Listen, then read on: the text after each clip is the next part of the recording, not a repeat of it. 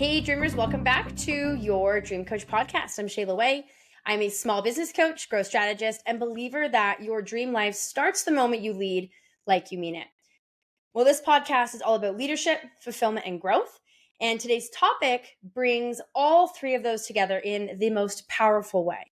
So, we're talking about what it really means to build a business that feeds your soul, not just your bank account.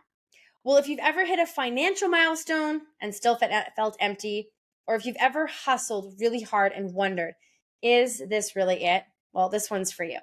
I'm going to share 9 principles that I've learned from building a business, not only is going to grow revenue, but also brings alignment, meaning, and joy into your life. So let's get into it. Well, the first lesson that I've learned is that profit without purpose feels empty.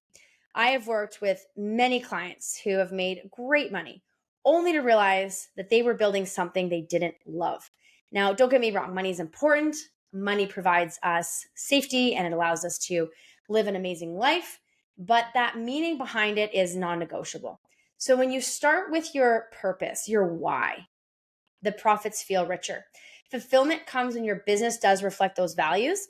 So if your heart isn't in it, there's no amount of income that will make up for the misalignment. Now, don't get me wrong, there's a lot of people that are excited about hitting great financial goals, myself included, but I have learned that there is sort of a tipping point at some point, is that once you've hit a certain level of financial means, and that looks different for everybody, is that, more does become more. So just challenge you to more so look at not necessarily the financial goals, but is what you're doing allowing you to feel excited, or does it feel kind of empty? And just challenging you to take a look at maybe where you can make some adjustments.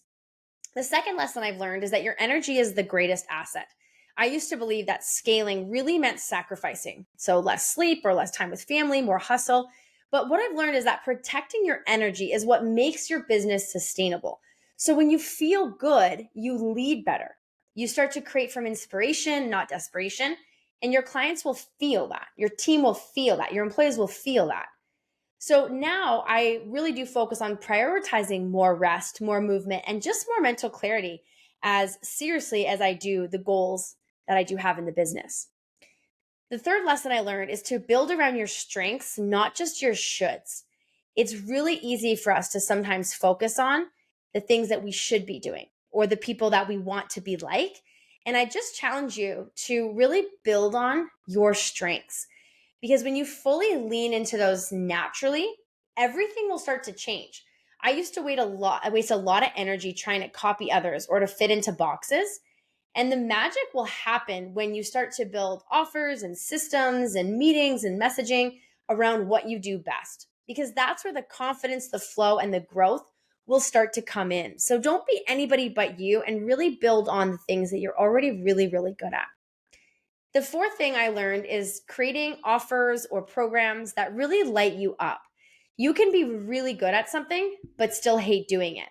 And I've been in different chapters of my life where whether it's a product, a program, maybe it's a certain role or opportunity that I've been really excited about, and I've had ones that I haven't been so excited about.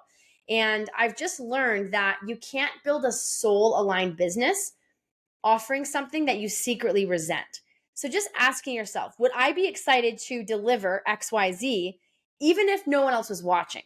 And so if the answer is no, then it's time to shift or just to reframe how that product, program, service is being delivered so it does feel in alignment with who you are. Because even just that awareness can shift and can make some great results in the long run. The fifth lesson is boundaries equal sustainability. This one was really hard for me. I used to say yes to everything, every client, every late night call, every opportunity. But boundaries protect your energy and your excellence. I now teach clients to set expectations early, creating systems that are going to reduce that burnout. And remember that every yes to something misaligned is a no to your dream. So oftentimes is a mindset shift is that when we feel like we're more available, we're offering better service. And while that might feel like that's the case, what ends up happening on the other side is all the negative backlash is that we never feel present. We're not fully there. We start to feel tired.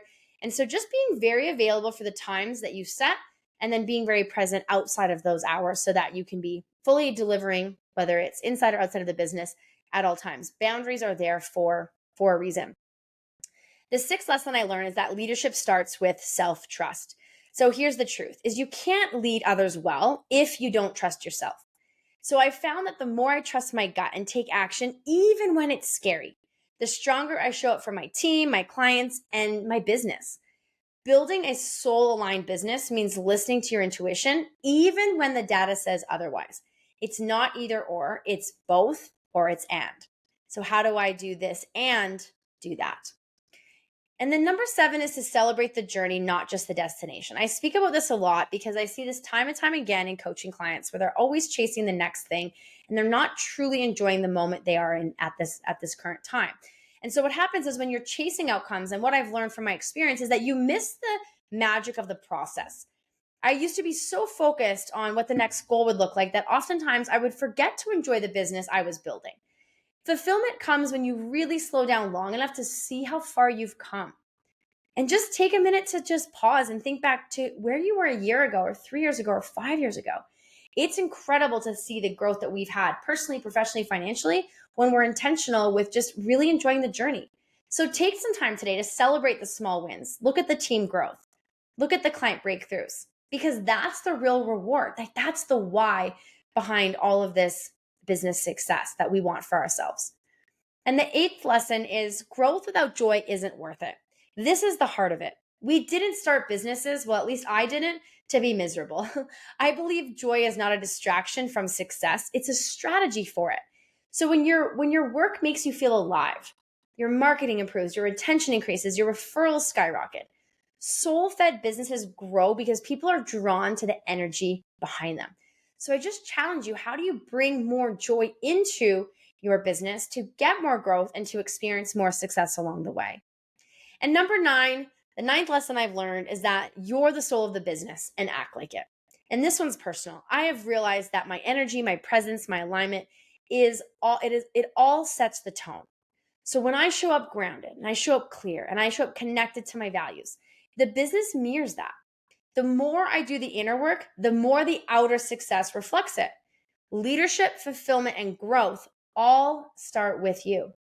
So if you have been building a business that looks good on paper but doesn't feel good in your heart, I hope this episode gave you permission to shift, to really reconnect, and to rebuild in a way that lights you up. Because here's what I want you to remember. You don't have to choose between impact and income. You don't have to choose between joy and results. You don't have to choose between fulfillment and growth. You get to have it all. And it starts with building a business that reflects who you are and what matters most.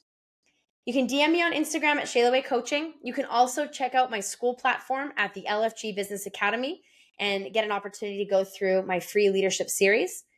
But what are you changing after this episode? What are you realigning with to create more joy and more meaning? If this resonated with you, share it with a friend, leave a review, and don't forget to subscribe. We've got more heart-led business conversations coming your way every single week.